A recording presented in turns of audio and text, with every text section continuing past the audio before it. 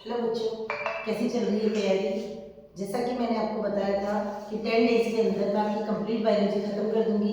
मैंने आपके life process का टॉपिक खत्म कर दिया। आज मैं आपके लिए लेकर के आई हूँ हेरिडिटी। कंप्लीट चैप्टर हम एक ही वीडियो के अंदर करेंगे। देखिए हम इसमें क्या क्या कवर करेंगे। सबसे पहले हम इसमें समझेंगे कि व्हाट इज हेरिडिटी, हेरिडिटी क्या होती है, वेरिएशंस क्या होते हैं, जेनेटिक्स क्या है।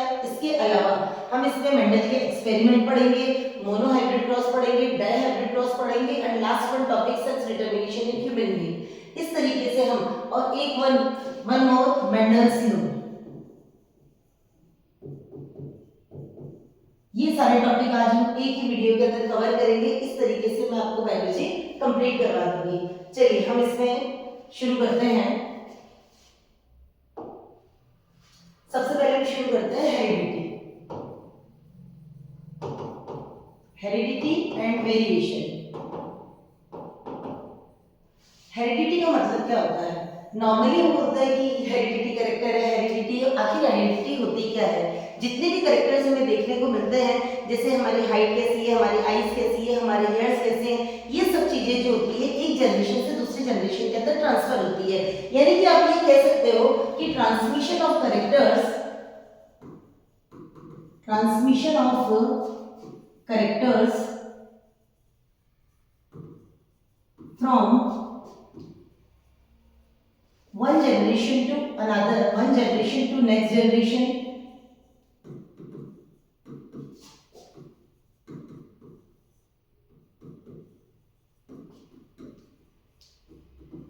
या फिर आप ये कह सकते हो parents to offsprings, parents to offsprings. Offsprings के लिए हम 2-3 वर्ड्स यूज कर सकते हैं। हम ऑफस्प्रिंग्स बोल सकते हैं, यहां पर हम इसको यंग वन बोल सकते हैं, इसे हम न्यू इंडिविजुअल बोल सकते हैं,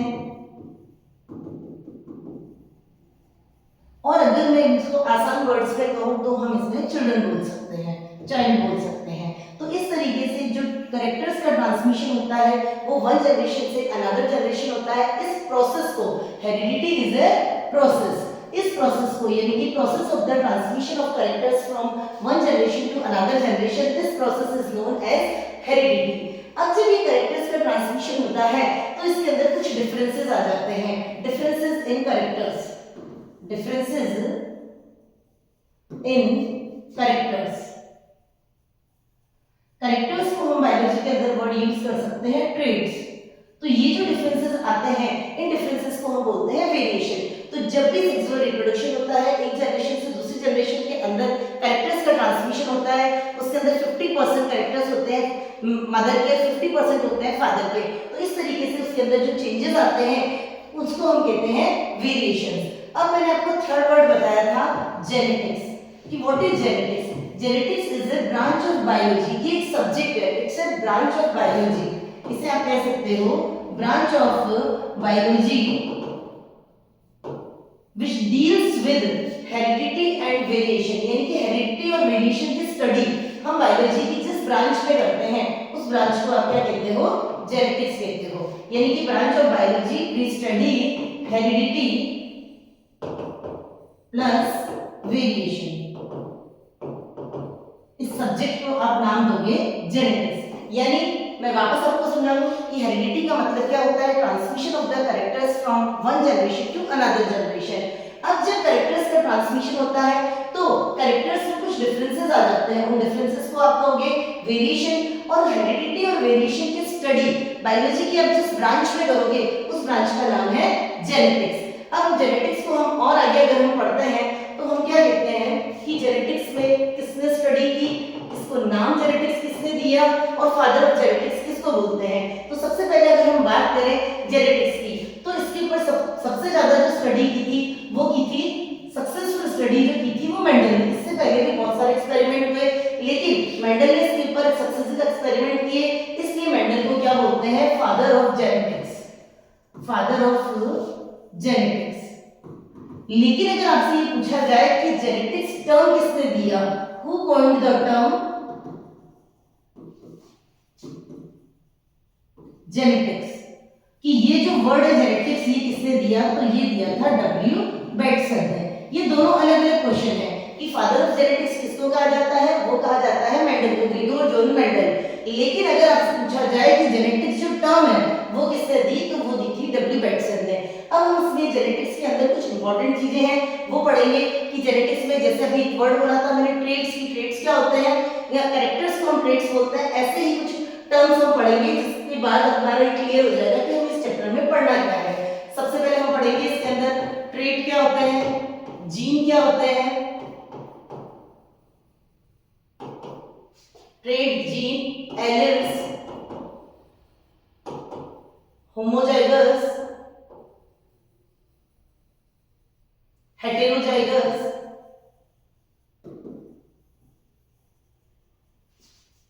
डोमिनेंट, रिसेसिव,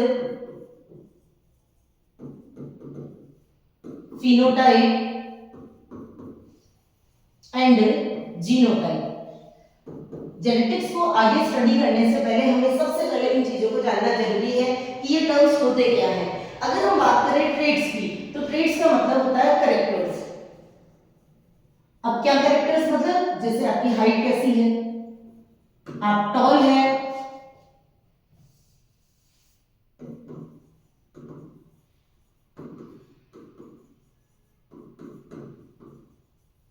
यानी कि ट्रेट्स का मतलब होता है कैरेक्टर्स। जैसे आई का कलर है, हेयर का कलर है, हाइट है, टॉल है, ड्वार्फ है, वो जो होते हैं उनको हम बोलते हैं ट्रेट्स। अब व्हाट इज जीन, जीन क्या होता है, हम बात कर रहे हैं हेरिडिटी की, तो हेरिडिटी में जो कैरेक्टर्स का ट्रांसमिशन होता है उसके लिए जो स्मॉलेस्ट यूनिट होती है, यानी कि आप इसको कह सकते हो यूनिट ऑफ हेरिडिटी।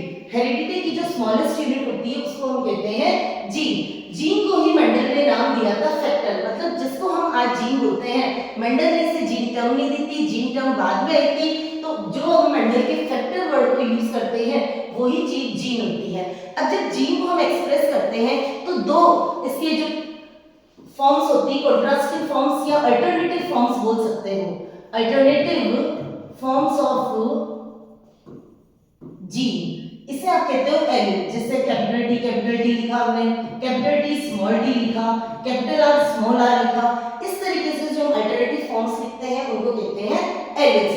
अगर ये एलिल्स सेम हो, जैसे capital T small T, capital R, तो आप इसे क्या कहोगे, होमोजाइगस। और अगर ये डिफरेंट हो, जैसे एक कैपिटल एक स्मॉल, एक कैपिटल आर स्मॉल आर, अगर हम बात करें टॉल और ड्वार्फ साथ साथ है, रेड और व्हाइट साथ साथ है, तो इस तरीके से जो एक्सप्रेशन होता है उसको हम कहते हैं हेटेरोजाइगस।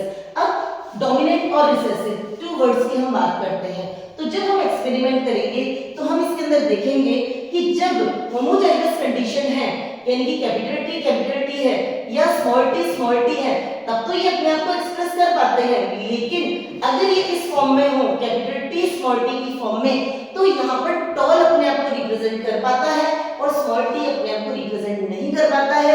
तो वो कैरेक्टर्स जो डोमिनेंट होते हैं, यानी कि अपने आप को रिप्रेजेंट कर पाते हैं, उनको हम कहते हैं डोमिनेंट, और जो अपने आप को रिप्रेजेंट नहीं कर पाता है उसको हम कहते हैं रिसेसिव।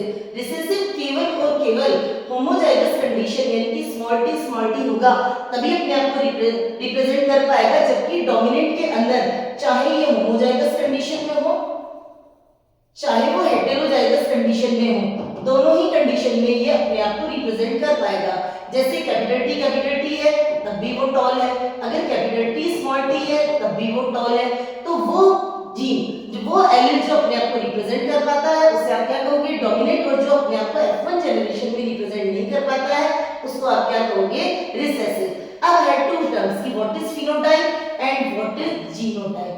बाहर से कोई भी चीज दिखने में कैसी है, जैसे हम प्लांट की बात करें, वो बाहर से दिखने में टॉल है या शॉर्ट है, वो उसका फ्लावर जो है वो वायलेट है या वाइट है, इस तरीके से जो चीज बाहर से अपीयर हो रही है, अगर हम इसका एक्सटर्नल अपीयरेंस देखें, एक्सटर्नल अपीयरेंस की अगर हम बात करें तो उसे आप क्या कहोगे, फिनोटाइप। लेकिन उसका जेनेटिक कॉन्स्टिट्यूशन कैसा है, जेनेटिक कॉन्स्टिट्यूशन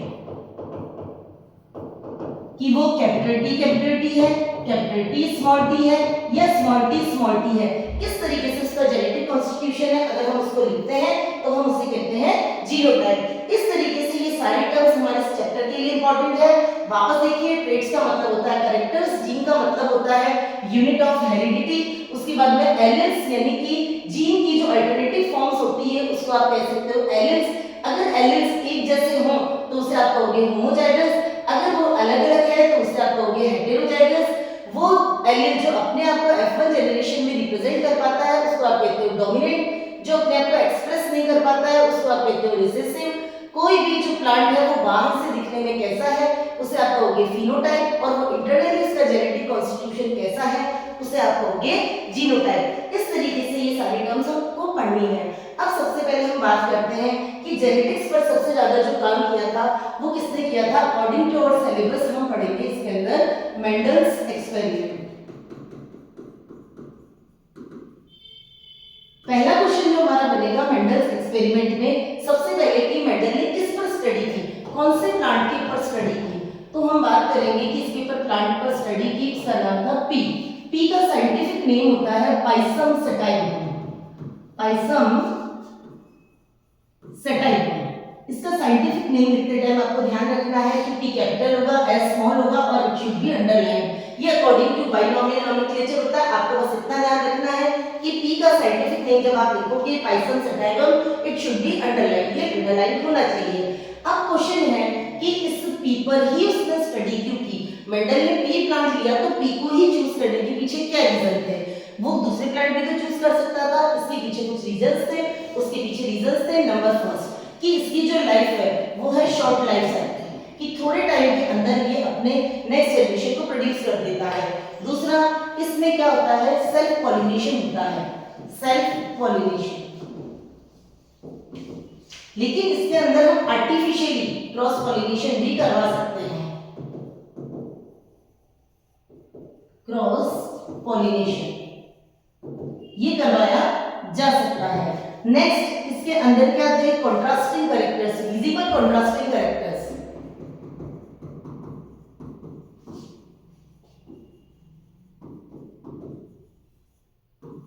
जिसे आप आसानी से देख सकते हो, विजिबल कॉन्ट्रास्टिंग कैरेक्टर्स थे।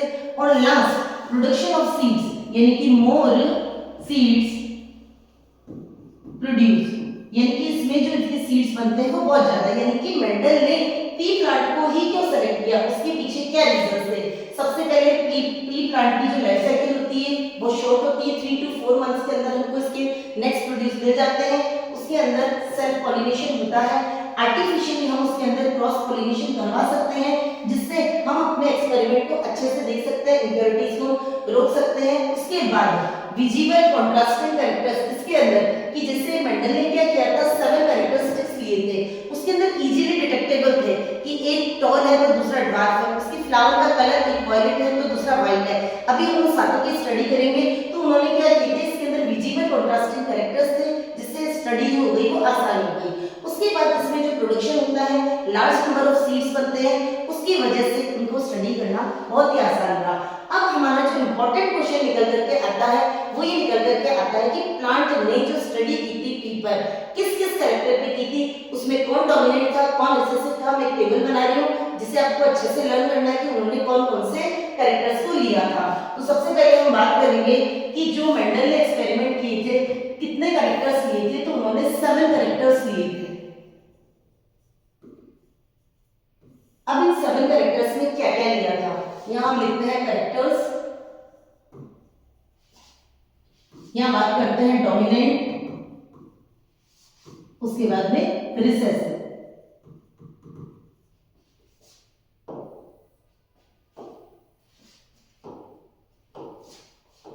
सबसे पहले जो आप पढ़ते आ रहे हो स्टेम की हाइट, स्टेम हाइट। अब स्टेम के बाद में विजिबल कैरेक्टर लेते हैं हम फ्लावर। फ्लावर में 2 चीजें लेंगे, फ्लावर की पोजीशन कैसी है, फ्लावर का कलर कैसा है। फ्लावर के बाद फ्लावर से क्या बनता है, फ्लावर से हमारे पोड्स बन जाते हैं। हम 2 चीजें यहां से ले लेंगे, पोड में भी 2 कैरेक्टर्स लेंगे, एक तो पोड का शेप कैसा है, एक पोड का कलर कैसा है। देन आफ्टर हम चलेंगे सीड पर।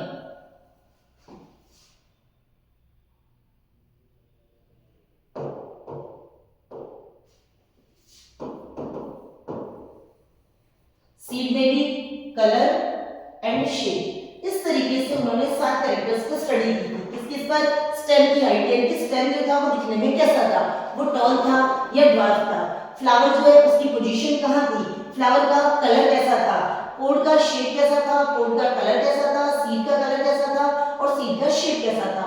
इनके डोमिनेंट और रिसेसिव आपको याद रखने हैं कि स्टेम की हाइट में ये अंडरस्टूड है कि जो टॉल होगा वो अपने आप को रिप्रेजेंट करेगा और जो अपने आप को रिप्रेजेंट नहीं करेगा उसे आप क्या कहोगे, ड्वार्फ।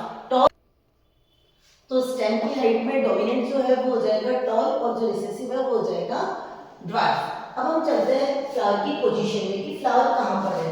तो यहाँ पर जो डोमिनेंट होता है वो होता है एक्सियल और ये होता है टर्मिनल।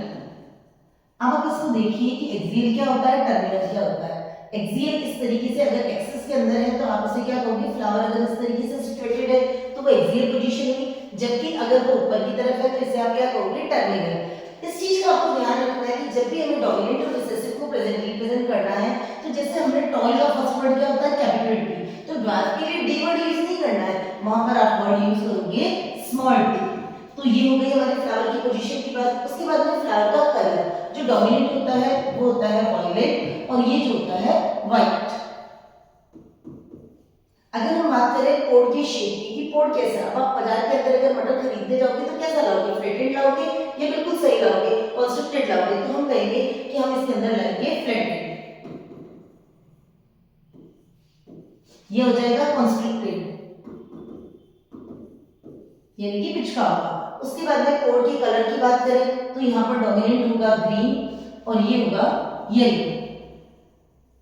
अब अगर हम बात करें सीड के कलर की तो यहाँ थोड़ा सा आपको ध्यान रखना है कि पोड के अंदर जो डोमिनेंट होता है वो तो होता है ग्रीन, लेकिन अगर हम सीड के कलर की बात करें तो यहाँ पर डोमिनेंट होता है येलो। इसे आप ध्यान से लर्न करिएगा कि आपसे पोड का कलर की बात कर रहे हो या सीड के कलर की। तो पोड के कलर में जो डोमिनेंट होता है वो होता है ग्रीन, लेकिन जब हम सीड के कलर की बात करते हैं तो यहाँ पर डोमिनेंट होता है येलो। उसके बाद सीड के शेप की बात करें तो सीड का शेप जो होता है राउंड जो होगा वो तो होता है डोमिनेंट और जो रिंकल्ड होता है वो होता है रिसेसिव। इस तरीके से आपको ये टेबल अच्छे से पता होनी चाहिए कौन सा डोमिनेंट है कौन सा रिसेसिव है, क्योंकि जब आपको मैं मोनोहाइब्रिड क्रॉस समझाऊंगी तो उसके अंदर अगर वो एग्जांपल के अलावा तो कोई दूसरा क्रॉस दे देता है तो वहां पर आपको डोमिनेंट और रिसेसिव पता होना चाहिए। तो आपको ये 7 कैरेक्टर्स जो उन्होंने मेंडल ने लिए थे कि स्टेम की हाइट, फ्लावर की पोजीशन, फ्लावर का कलर, पोड का शेप, पोड का कलर, सीड का कलर और सीड का शेप। अब इसमें स्टेम के कलर में जो डोमिनेंट है वो है टॉल, जो ड्वार्फ है वो हो गया रिसेसिव। फ्लावर की पोजीशन में डोमिनेंट है एक्सियल, रिसेसिव है टर्मिनल। अगर हम फ्लावर के कलर की बात करें तो डोमिनेंट है वायलेट और रिसेसिव है व्हाइट। अगर हम पोड के शेप की बात करें तो ये हो जाएगा फ्लैटेड होगा डोमिनेंट, कंस्ट्रक्टेड होगा इसके अंदर रिसेसिव। पोड के कलर की बात करें तो ग्रीन होगा डोमिनेंट और येलो होगा रिसेसिव। सीड के कलर की बात करें तो डोमिनेंट होगा येलो और रिसेसिव होगा ग्रीन। इसी तरीके से हम सीड के शेप की बात करें तो यहाँ पर डोमिनेंट होगा राउंड और रिसेसिव होगा रिंकल्ड। इस तरीके से आपको ये 7 के 7 कैरेक्टर्स याद रखने हैं, यानी कि हमने क्या क्या पढ़ लिया। हमने हेरिडिटी क्या है, उसके बाद में वेरिएशन क्या है, जेनेटिक्स क्या है। मेंडल ने अपने एक्सपेरिमेंट में पी प्लांट लिया तो पी ही क्यों चूज किया। उसके बाद में उन्होंने जो स्टडी की कितने कैरेक्टर्स पे की, 7 कैरेक्टर्स पे की। अगर आपसे ये पूछा जाए कि उन्होंने जो प्योर प्लांट लिए वो कितने लिए, तो उन्होंने 7 लिए और 7 लिए, यानी कि कैरेक्टर्स की अगर हम बात करें तो कैरेक्टर्स तो 7 थे, लेकिन अगर हम बात करें कि उन्होंने प्योर प्लांट कितने लिए तो प्योर प्लांट उन्होंने लिए 14, क्योंकि दोनों के कंट्रास्टिंग लिए, एक टॉल लिया तो दूसरा ड्वार्फ लिया। तो इस क्वेश्चन में आपको किसी भी तरह का कंफ्यूजन नहीं होना चाहिए कि मेंडल ने जब अपनी स्टडी की थी तो उन्होंने कैरेक्टर्स कितने लिए, कैरेक्टर्स तो लिए उन्होंने 7, यानी कि ट्रेट्स की बात करें कैरेक्टर्स या ट्रेट्स एक ही बात होती है, तो ट्रेट्स तो लिए उन्होंने 7। लेकिन अगर आपसे पूछा जाए कि प्योर प्लांट कितने लिए उन्होंने, तो उन्होंने 14 प्योर प्लांट लिए थे। अब इसके बाद हम पढ़ेंगे कि मोनोहाइब्रिड क्रॉस क्या होता है और डाइहाइब्रिड क्रॉस क्या होता है। मोनोहाइब्रिड क्रॉस ये इंपॉर्टेंट क्वेश्चन है, यहां से आपका क्वेश्चन बनता है। इसे किसी भी फॉर्म के अंदर पूछा जाए आपको इसको करना है, और जो चार्ट मैं आपको बनाना सिखा रही हूँ बिल्कुल इजी है, आपका ये क्वेश्चन एग्जाम में गलत नहीं होगा। अब देखो मोनोहाइब्रिड क्रॉस, मोनो का मतलब क्या होता है 1, यानी कि वो क्रॉस जिसके अंदर हम केवल वन कैरेक्टर को इंक्लूड कर रहे हैं, cross which include only one character, यानी कि हम जो स्टडी कर रहे हैं, हम स्टडी के अंदर अब प्लांट तो पूरा ही ग्रो होगा, लेकिन हमारे स्टडी का जो फोकस होगा वो पर्टिकुलर एक कैरेक्टर के ऊपर होगा। तो अगर हम एक कैरेक्टर की स्टडी करते हैं तो इस टाइप के क्रॉस को हम क्या बोलते हैं, monohybrid cross. According to NCERT जो स्टडी की गई है, मेंडल ने जो स्टडी की वो किस पे की, हाइट ऑफ द प्लांट। अब हाइट में हम क्या बात करेंगे, दो कंट्रास्टिंग कैरेक्टर क्या होगा, या तो वो टॉल हो सकता है या वो क्या हो सकता है, ड्वार्फ हो सकता है। टॉल के लिए जो हम सिंबल यूज करेंगे वो यूज करेंगे कैपिटल टी, ड्वार्फ के लिए जो यूज करेंगे वो करेंगे हम स्मॉल टी। तो इसके अंदर हम क्रॉस करवाएंगे तो सबसे पहले मेंडल ने क्या किया, दो प्योर प्लांट ली। जब भी क्रॉसिंग कराई तो उन्होंने क्या किया, हमेशा शुरू के अंदर प्योर चीजों को लिया।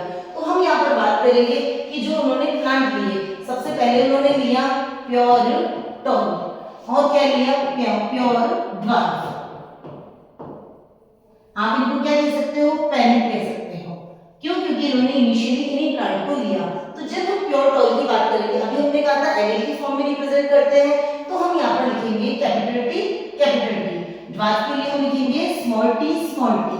अब जब भी इसके अंदर क्या होता है, रिप्रोडक्शन होता है या गैमेट का फॉर्मेशन होता है, तो गैमेट के फॉर्मेशन के अंदर ये क्या हो जाते हैं, सेपरेट हो जाते हैं। यानी कि ये कैपिटल टी अलग हो जाएगा, यहाँ पर स्मॉल टी अलग हो जाएगा। इन्हें हम क्या कहेंगे, इन्हें हम कहेंगे गैमेट। क्यों गैमेट बनना क्यों जरूरी होता है, हम रिप्रोडक्शन वाले चैप्टर में पढ़ेंगे। फिलहाल आप ये देखिए कि प्योर टॉल और प्योर ड्वार्फ का जब क्रॉस करवाया जाता है तो सबसे पहले बनते हैं गैमेट। अब ये गैमेट जो होंगे ये क्या बना देंगे, कैपिटल टी स्मॉल टी, क्योंकि सारे गैमेट्स इसके सारे कैपिटल टी बनते हैं, इसके सारे स्मॉल टी बनते हैं। जब ये क्रॉस करेंगे तो ये जो जनरेशन आती है इसे हम कहते हैं F1 जनरेशन। और ये कैसा दिखेगा, टॉल। ये टॉल क्यों दिखेगा, क्योंकि ये जो कैपिटल टी है, टॉल जो है ये डोमिनेंट कैरेक्टर है और स्मॉल टी रिसेसिव है, ये अपने आप को रिप्रेजेंट नहीं कर पाता है। अब मेंडल ने क्या किया कि F1 जनरेशन में जो प्रोडक्ट मिले उसी की उन्होंने क्या करवाई, सेल्फ क्रॉसिंग करवाई। तो हम इसके अंदर नेक्स्ट बात करेंगे कि capital T small T, next generation के अंदर उन्होंने क्या किया, कैपिटल टी स्मॉल टी लिया, capital T small T, capital T small T, क्या कराया इन्होंने, सेल्फ क्रॉसिंग कराई, सेल्फ क्रॉस। इन्हें हम अब यहाँ पर ये क्या हो जाएंगे, पेरेंट हो जाएंगे। अब यहाँ पर गैमेट का फॉर्मेशन होता है, लेकिन अब जो गैमेट बनेंगे टू टाइप के बनेंगे। पहले गैमेट बन रहे थे एक ही टाइप के क्योंकि प्योर प्लांट थे। अब हमने जो प्लांट हमें मिला था, यानी कि इसके पहले वाला आप देखिए ये जो बना, ये क्या बना था, ये बना था हाइब्रिड। तो अब हम क्या ले रहे हैं, हाइब्रिड वाला ले रहे हैं। तो इसके दो तरीके से गैमेट्स बनेंगे, capital T small T, capital T small T. अब आप इसको आगे सॉल्व करने के लिए क्या करेंगे, एक चेकर बोर्ड बनाएंगे इस तरीके से। यहां पर आपको ध्यान से साइन लगाना है प्लस और ये एरो, इसका मतलब होता है बाइसेक्सुअल। ये जो प्लस होता है ये तो ये रिप्रेजेंट करता है फीमेल को, और ये जो एरो होता है ये रिप्रेजेंट करता है मेल को। अब हमने ये बना दिया, यानी कि बाइसेक्सुअल होता है। एक तरफ हम लेंगे कैपिटल टी स्मॉल टी, दूसरी तरफ दूसरा वाला लेंगे कैपिटल टी स्मॉल टी। अब इसे देखिए, जब ये और ये दोनों कंबाइन होंगे तो क्या बनेगा, कैपिटल टी कैपिटल टी। जब ये कैपिटल टी स्मॉल टी के साथ कंबाइन होगा तो बनेगा कैपिटल टी स्मॉल टी। यहाँ पर आप देखोगे कैपिटल टी स्मॉल टी, इन दोनों से बनेगा स्मॉल टी स्मॉल टी। यानी कि ये दिखने में कैसा होगा, ये दिखने में होगा टॉल, क्योंकि यहाँ पर भी कैपिटल टी है, इसका मतलब ये ही डोमिनेंट होगा। ये भी कैसा बनेगा, टॉल, ये भी कैसा बनेगा, टॉल, और ये कैसा बनेगा, ड्वार्फ। इस तरीके से हमारे पास चार प्लांट आते हैं। अब यहाँ पर आपसे क्वेश्चन पूछा जाता है, वो पूछा जाता है फिनोटाइप एंड जीनोटाइप। जैसा मैंने आपको बताया था अभी कि फिनोटाइप का मतलब क्या होता है, बाहर से दिखने में कैसे हैं। तो यहाँ पर आपको दो तरीके के दिख रहे हैं, एक तो टॉल दिख रहा है और एक ड्वार्फ दिख रहा है। तो आपको आंसर में यह लिखना है tall is to dwarf. Tall कितने दिख रहे हैं, 1 2 और 3, तो यहाँ आप लिखोगे 3:1। सपोज एग्जाम के अंदर अगर परसेंटेज पूछ लिया जाए तो कोई भी चीज 100% होती है, तो यहाँ पे टॉल कितना हो गया, 75%, और ड्वार्फ कितना हो गया, 25%। इस तरीके से आप इसमें फिनोटाइप लिख सकते हो। अब बात करते हैं जीनोटाइप की। तो देखो जीनोटाइप में ये फॉर्म, एक ये फॉर्म और एक ये फॉर्म, तीन तरह की फॉर्म्स दिख रही है आपको। एक हो जाएगा कैपिटल T, दूसरा हो जाएगा कैपिटल T स्मॉल t, तीसरा हो जाएगा स्मॉल t स्मॉल t। अब देखिए कैपिटल T कितने हैं, केवल 1 है, यहाँ पर लिखिए 1, ये हो जाएगा 2 और ये हो जाएगा 1। ये एग्जाम में most of the time question पूछा गया है कि जब मेंडल ने क्या करवाया, मोनोहाइब्रिड क्रॉस करवाया, तो ये जो जनरेशन है इसे आप क्या कहोगे, F2 जनरेशन। कि F2 जनरेशन के अंदर फिनोटाइप और जीनोटाइप क्या होते हैं।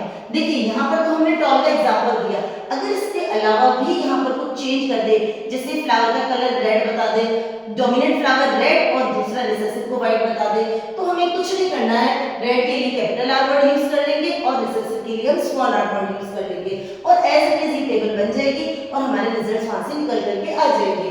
तो यहाँ पर अगर हम फिनोटाइप और जीनोटाइप की बात करें तो फिनोटाइप होता है 3:1 और अगर हम बात करें जीनोटाइप की तो वो होगा 1:2:1। ये तो किस कंडीशन में है, जब जो मेंडल ने हमें बताया कि हम किस तरीके से लेते हैं। सपोज एग्जाम के अंदर एक क्वेश्चन आ जाए कि आपने जो दो प्लांट लिए हैं उसमें से एक प्लांट तो है आपका प्योर टॉल और दूसरा वाला है आपके पास प्योर ड्वार्फ और दूसरा प्लांट आपने ले लिया हाइब्रिड टॉल। अगर इस तरीके से क्वेश्चन आ जाए एग्जाम के अंदर कि इन दोनों के बीच में क्रॉस करवाया जाता है तो रिजल्ट्स क्या होंगे, तो आप बताइए प्योर ड्वार्फ का मतलब क्या हो जाएगा, स्मॉल t। अगर हम हाइब्रिड टॉल की बात करेंगे तो कैपिटल T स्मॉल t, इनमें क्रॉस करवा लीजिए, capital T small t cross small t, इसे आप क्या कह देंगे, इसे आप कह देंगे पेरेंट। गैमेट फॉर्मेशन करिए, कैपिटल T स्मॉल t, यहाँ क्या बन गया, स्मॉल t। अब चेकर बोर्ड बना लीजिए, वही आपका सिंबल, यहाँ लिख दो आप कैपिटल T स्मॉल t, इधर लिख दो आप स्मॉल t। अब देखिए क्या बनेगा, कैपिटल T स्मॉल t, यहाँ से चलेंगे कैपिटल T स्मॉल t, यहाँ देखिए स्मॉल t, इधर आ जाएगा स्मॉल t। अब अगर आपसे पूछा जाए इसका फिनोटाइप और जीनोटाइप, फिनोटाइप एंड जीनोटाइप, यहाँ फिनोटाइप में क्या दिख रहा है, टॉल और ड्वार्फ दिख रहा है आपको, टॉल और ड्वार्फ।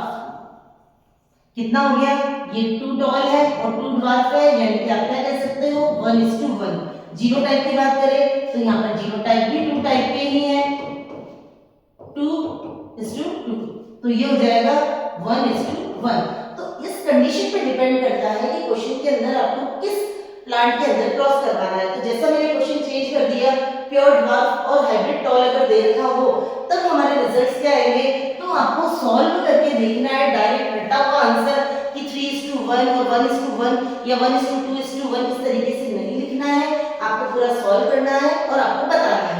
अब ये जितने भी एक्सपेरिमेंट किए, यानी कि मेंडल ने जो मोनोहाइब्रिड क्रॉस किया, मोनोहाइब्रिड क्रॉस के बाद में उन्होंने दो रिजल्ट निकाले। मेंडल ने जब अपने मोनोहाइब्रिड क्रॉस को कंप्लीट कर लिया उसके बाद उन्होंने दो कंक्लूजन दिए और उन्हें लॉ के फॉर्म में प्रेजेंट किए। पहला जो होता है वो होता है लॉ ऑफ डोमिनेंस, सेकंड उन्होंने दिया प्रिंसिपल ऑफ सेग्रीगेशन,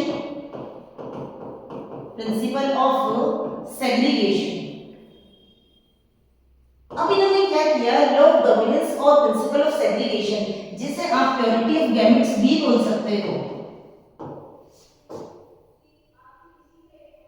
तो आपको एक चीज ध्यान रखनी है कि ये उन्होंने किस बेस पे दिए। अभी मोनोहाइब्रिड क्रॉस किया, उसमें हमने दो जनरेशन पढ़ी, F1 generation, F2 generation. F1 generation का मतलब होता है फर्स्ट फिलियल जनरेशन, यानी कि जब आपने प्योर प्लांट्स लिए, उनमें क्रॉस करवाया, जो पहली बार जब आपको रिजल्ट्स मिले उनको आपने F1 जनरेशन कहा। फिर F1 से जब आपने प्लांट लेकर के दोबारा क्रॉस कराए तो जो रिजल्ट्स मिले उनको आपने F2 जनरेशन कहा। तो इन्होंने लॉ ऑफ डोमिनेंस का जो बेस था वो था F1 generation of monohybrid cross. Monohybrid cross में जो F1 जनरेशन आई उसके बेस पर उन्होंने लॉ ऑफ डोमिनेंस दिया और ये उन्होंने F2 जनरेशन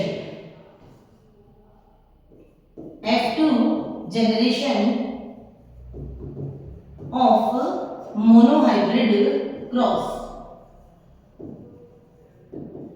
इसके बेस पर उन्होंने लॉ ऑफ सेग्रीगेशन दिया। देखिए उन्होंने क्या बताया कि जब हमने रिजल्ट्स देखे अभी, तो जब उनको हाइब्रिड मिला था यानी कि कैपिटल टी स्मॉल टी मिला था, तो उन्होंने एक चीज नोटिस की और बताया कि F1 जनरेशन में जो अपने आप को रिप्रेजेंट कर पाता है उनको उन्होंने नाम दिया डोमिनेंट, और जो अपने आप को रिप्रेजेंट नहीं कर पाता है उन्होंने नाम दिया रिसेसिव। उसी के बेस पर उन्होंने लॉ ऑफ डोमिनेंस बनाया कि if animal character which represent itself is known as the dominant or which allele do not represent itself, it is known as the recessive trait। तो इसके अकॉर्डिंग उन्होंने law of dominance दे दिया, जो किस पर based था, F1 जनरेशन पर based था।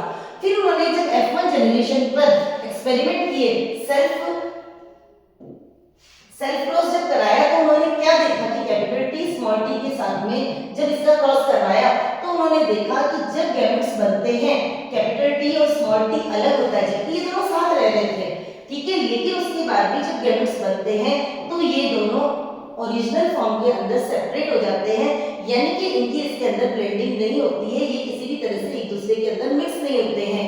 तो इस प्रिंसिपल ऑफ सेग्रीगेशन का मतलब होता है सेपरेट होना। F1 के जो प्रोडक्ट हमको मिले उसमें से जब गैमेट फॉर्मेशन हुआ, तो ये गैमेट्स अपनी प्योर फॉर्म के अंदर बिल्कुल सेपरेट हो गए, तो आप इसको कह सकते हो प्रिंसिपल ऑफ सेग्रीगेशन या प्योरिटी ऑफ गैमेट्स। गैमेट्स के अंदर किसी भी तरह का इसके अंदर मिक्सअप नहीं हुआ। तो ये किसके ऊपर बेस है, F2 जनरेशन में उन्होंने नोटिस किया अगर ये मिक्स हो जाते तो हमारे रिजल्ट्स में जो हमको स्मॉल टी जो वापस मिल रहा है वो कभी नहीं मिलता। तो आप ध्यान रखिए मेंडल ने 3 लॉज दिए थे, एक तो दिया था लॉ ऑफ डोमिनेंस, एक उन्होंने दिया था प्रिंसिपल ऑफ सेग्रीगेशन जिससे आप प्योरिटी ऑफ गैमेट्स भी बोल सकते हो, और एक last law of independent assortment जो हम डाइहाइब्रिड क्रॉस के बाद में पढ़ेंगे। इस तरीके से मोनोहाइब्रिड क्रॉस के बेस पर उन्होंने 2 लॉ दे दिए, law of dominance, principle of segregation. अब हम पढ़ेंगे इसके अंदर डाइहाइब्रिड क्रॉस।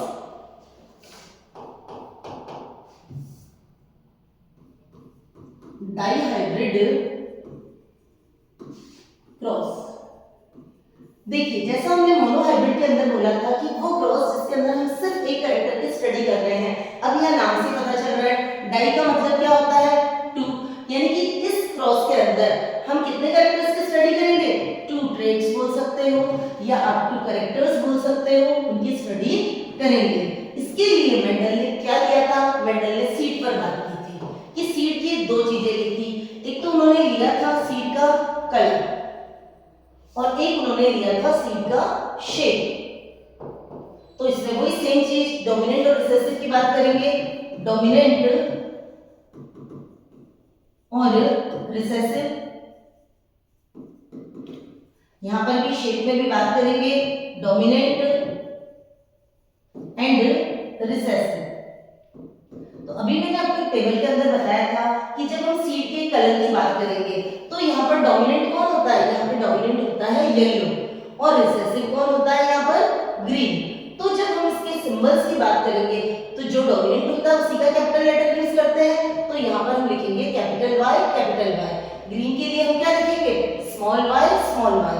ठीक उसी तरीके से जब हम शेप की बात करेंगे तो डोमिनेंट शेप कौन सा होता है, डोमिनेंट शेप होता है राउंड, जबकि रिसेसिव की बात करें तो ये क्या हो जाएगा, रिंकल्ड। राउंड के लिए क्या सिंबल यूज करेंगे, कैपिटल R कैपिटल R। ध्यान रखिए यहाँ W यूज नहीं करना है, यहाँ आपको क्या यूज करना है, स्मॉल r स्मॉल r। तो उन्होंने ये 2 कैरेक्टर्स को एक साथ लिए, कौन कौन से, सीड का कलर और सीड का शेप। इसमें भी सेम वही करेंगे, सबसे पहले वो क्या करेंगे, प्योर प्लांट को लेंगे। तो हम लेते हैं इसमें प्योर प्लांट को। सबसे पहले डाइहाइब्रिड क्रॉस की बात करेंगे तो हम बोलेंगे राउंड येलो, ये हमने क्या ले लिया, डोमिनेंट वाला दोनों, तो हम यहाँ पर लिखेंगे राउंड येलो। अब इसका क्रॉस करवाएंगे हम रिंकल्ड ग्रीन, ये हो जाएगा रिंकल्ड ग्रीन। इसे आप क्या दे दोगे, इसे आप कह दोगे पेरेंट्स। ये इन्होंने कौन से लिए, प्योर, ये वाले। अब इसको हम गैमेट्स बनाएंगे तो यहाँ पर गैमेट्स कैसे बनेंगे, सारे कैपिटल R कैपिटल Y, एक कैरेक्टर तो राउंड वाला आएगा, एक येलो वाला आएगा, यहाँ पर आ जाएगा स्मॉल r स्मॉल y। जब इनका वापस कॉम्बिनेशन होगा, फर्टिलाइजेशन होगा, फ्यूजन होगा, तो हमें क्या मिलेगा, capital R small r capital Y small y। एक चीज ध्यान रखिएगा, जब हम ऐसे लिखते हैं तो दोनों राउंड और रिंकल्ड, यानी कि जब शेप की बात करेंगे दोनों साथ आएंगे, और जब हम इसके कलर की बात करेंगे तब भी दोनों साथ आएंगे। दूसरी चीज हमें ध्यान रखना, हमेशा कैपिटल लेटर, जो इंग्लिश में रूल होता है, कैपिटल लेटर पहले आएगा तो कैपिटल आर स्मॉल आर, फिर कैपिटल वाई स्मॉल वाई। ये कैसे बनेंगे? According to the law of dominance कैसे बनेंगे ये सारे के सारे? ये सारे हैं हमारे राउंड येलो। ये कौन सी जनरेशन है? ये है F1 जनरेशन। ये क्या बन गए थे? ये बन गए थे गैमेट्स।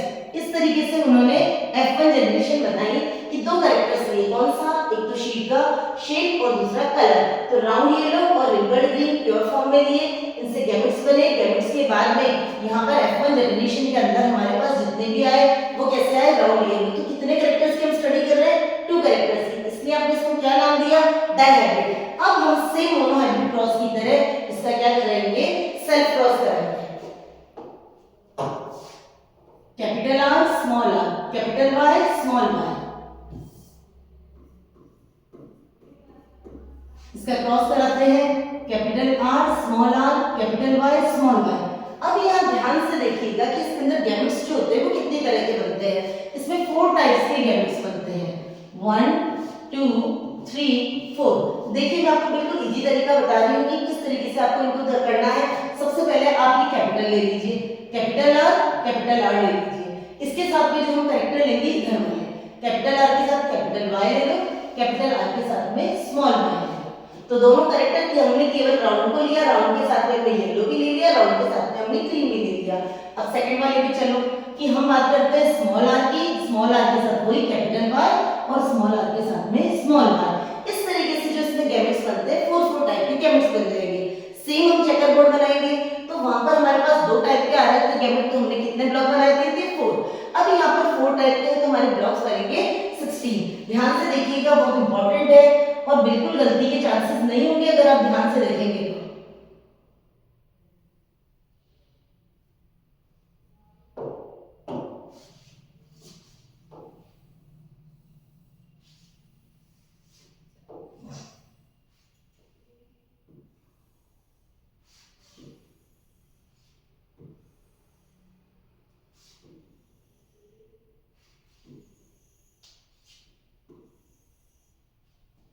यहाँ पर आप ले लेंगे capital R capital Y, capital R small Y, small R capital Y, small R small Y.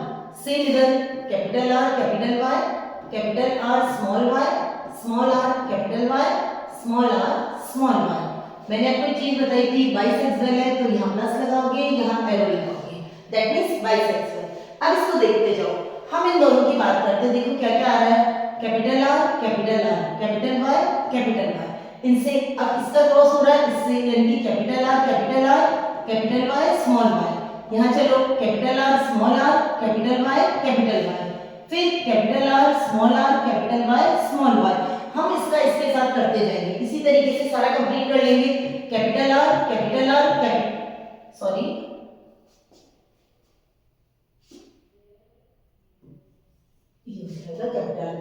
Small Y, capital R capital Y small Y. फिर हो जाएगा कैपिटल आर स्मॉल वाई। उसके बाद capital R capital Y small Y, capital R small Y. उसी तरीके से capital R capital Y capital Y, capital R capital Y small Y, capital R capital Y small Y, small R capital Y. यहाँ से small R capital Y small Y. यहाँ पर आ जाएगा आपका capital R small Y. उसके बाद small R capital Y small Y. उसके बाद स्मॉल आर स्मॉल वाई। ये हम इसके साथ में बना लेंगे, इधर से और इधर से देखते जाएंगे, बनाते जाएंगे। अब आप यहाँ पर देखो ये क्या है, ये है राउंड येलो। अब आप एक चीज देखिए, इसमें से जो कैपिटल है वही अपने आप को रिप्रेजेंट करेंगे। ये भी राउंड येलो, ये भी राउंड येलो। ये वाला देखिए round yellow, round yellow, round yellow, round yellow, round yellow, round yellow, round yellow. अगर आप इसको मिलाओगे इस तरीके से एक ट्रायंगल बनेगा राउंड येलो का।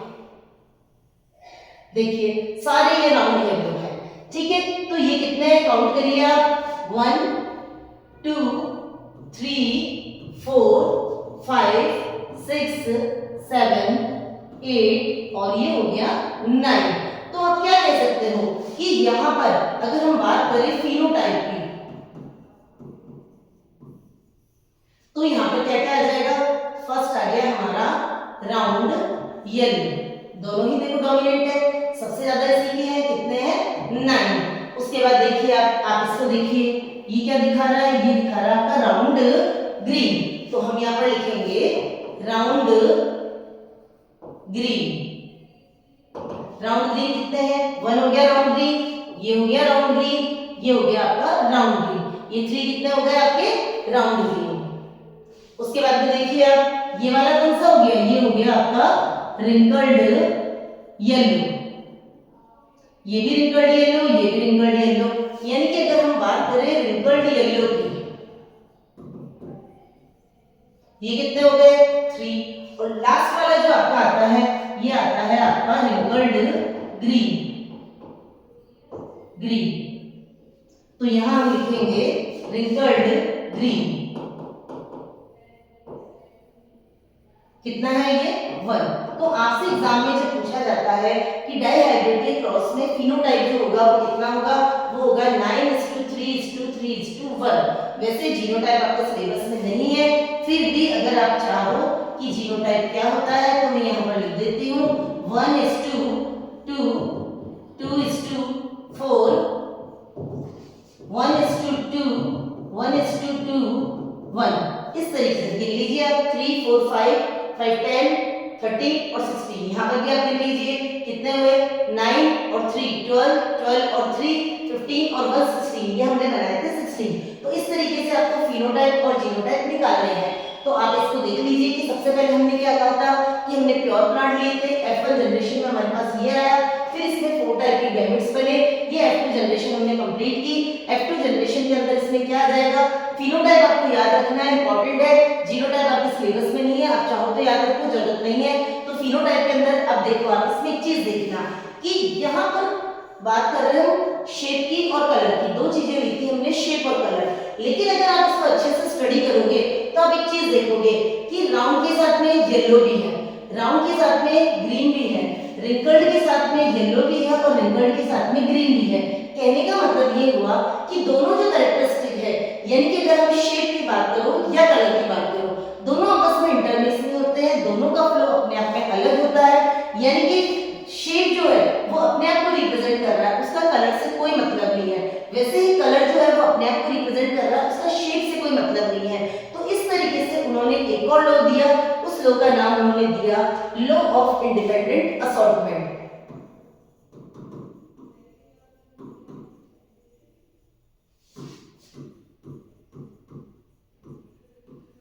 ये मेंडल का थर्ड लॉ था जिसका नाम था लॉ ऑफ इंडिपेंडेंट असॉर्टमेंट। इसका जो बेस था, किस बेस पर दिया इन्होंने, F2 generation of dihybrid cross, dihybrid cross.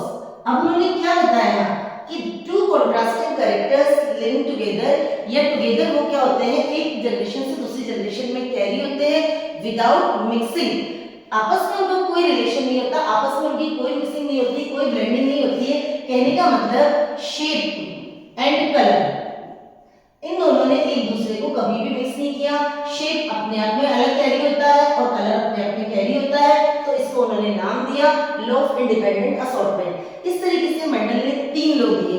कौन से दिए, फर्स्ट वाला लॉ ऑफ डोमिनेंस, सेकंड था law of purity, purity of gametes, और थर्ड वाला लॉ ऑफ इंडिपेंडेंट असॉर्टमेंट। वो जो पहले वाले दोनों थे वो दोनों किस बेस पर थे, मोनोहाइब्रिड क्रॉस पे बेस थे, जबकि लॉ ऑफ इंडिपेंडेंट असॉर्टमेंट जो है वो डाइहाइब्रिड क्रॉस के F2 जनरेशन के ऊपर बेस है। इस तरीके से मेंडल ने अपने सारे एक्सपेरिमेंट दिए जिसको मैंने आपको सक्सेसफुली करा दिया। अब इस चैप्टर का लास्ट टॉपिक है आपके पास, वो है determination, sex determination of human being. Sex determination of human being. कि ह्यूमन बीइंग के अंदर मेल होगा या बेबी जो होगा वो मेल होगा या फीमेल होगा, वो कैसे डिटरमाइन होता है। तो आपको सबसे पहले तो ये पता होना चाहिए कि ह्यूमन बीइंग जो है उनमें नंबर ऑफ क्रोमोसोम्स कितने होते हैं। ह्यूमन बीइंग में नंबर ऑफ क्रोमोसोम्स की बात करते हैं हम, नंबर ऑफ क्रोमोसोम्स वो होते हैं 46। अगर हम पेयर्स की बात करें तो कितने होंगे, 23 पेयर्स।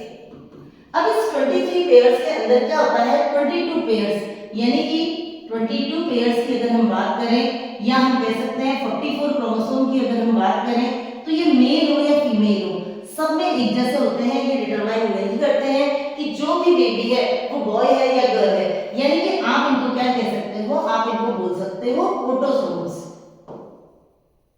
ये जो ऑटोसोम्स होते हैं ये किसके लिए रेस्पॉन्सिबल होते हैं कि आप दिखने में कैसे हैं, आपके हेयर्स कैसे, आपके दूसरे जितने भी कैरेक्टरिस्टिक्स हैं बॉडी के, उन सब के लिए रेस्पॉन्सिबल होते हैं ऑटोसोम्स। वो कितने होते हैं, 22 पेयर्स होते हैं। अब जो वन पेयर बचा, ये वन पेयर, इस वन पेयर को हम बोलते हैं सेक्स क्रोमोसोम। ये डिटरमाइन करता है कि बेबी जो होगा वो बॉय होगा या गर्ल होगा। इसमें हम मेल के लिए रिप्रेजेंट करते हैं XY और फीमेल के लिए हम रिप्रेजेंट करते हैं XX। कहने का मतलब ये हुआ कि हमारे ह्यूमन बीइंग के अंदर नंबर ऑफ क्रोमोसोम्स जो होते हैं वो कितने होते हैं, 46। अगर आपसे एग्जाम में पेयर्स की फॉर्म में पूछा जाए तो 23 पेयर्स, उसमें से 22 पेयर्स चाहे मेल हो या फीमेल हो दोनों में सेम होते हैं, उनको आप क्या कह सकते हो, ऑटोसोम्स कह सकते हो। वन पेयर जो होता है वो डिटरमाइन करता है कि जो पर्सन है वो मेल है फीमेल है। This chromosome is known as sex chromosome. और सेक्स क्रोमोसोम अगर हम मेल की बात करें तो वो XY से रिप्रेजेंट करते हैं और फीमेल की बात करें तो XX से रिप्रेजेंट करते हैं। अब ये कैसे पेरेंट्स से कैरी होता है और ये कैसे पता चलता है कि बॉय है या गर्ल है, वो मैं आपको बताती हूँ। सेम वैसे ही हम बनाएंगे चार्ट कि इधर ले लिया हमने XY और इधर हमने ले लिया XX। इनको आप लिखोगे पेरेंट, यहां पर आप लिखोगे फादर, यहां पर आप लिख दोगे मदर। अब यहां से दो टाइप के क्रोमोसोम्स गैमेट्स बनते हैं, X और Y। यहां पर टू टाइप्स के गैमेट्स बनते हैं, X और X। ये दिखने में एक जैसे ही है क्योंकि ये होमोलोगस है और ये कैसे है, हेटेरोटाइपिक। अब इसमें बनाते टाइम आपको क्या ध्यान रखना है, गैमेट फॉर्मेशन तो हो गया, आप यहां पर लिख दीजिए गैमेट्स।